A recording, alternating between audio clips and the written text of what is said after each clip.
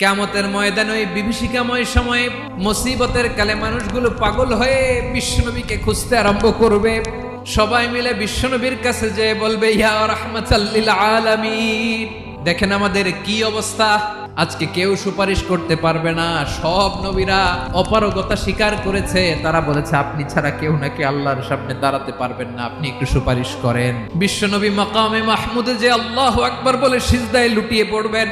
আল্লাহ রাব্বুল আলামিন বিশ্বনবীকে এমন কিছু চমৎকার শব্দ শিখাবেন, ওই শব্দগুলো দিয়ে আল্লাহর প্রশংসা করে বিশ্বনবী কাঁদতে আরম্ভ করবেন।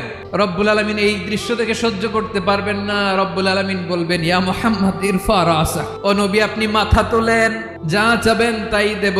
ওয়াশফা তুশাফা, যার জন্য সুপারিশ করবেন তার সুপারিশ কবুল করে নেব। প্রতিটি নবী বলবেন, নফসি নফসি, আল্লাহ তুমি আমারে বাঁচাও, আমারে বাঁচাও। বিশ্বনবী মাথা তুলবেন, তুলে বলবেন, রব্বি হাবলি উম্মতি, আল্লাহ তুমি আমার গুনাহগার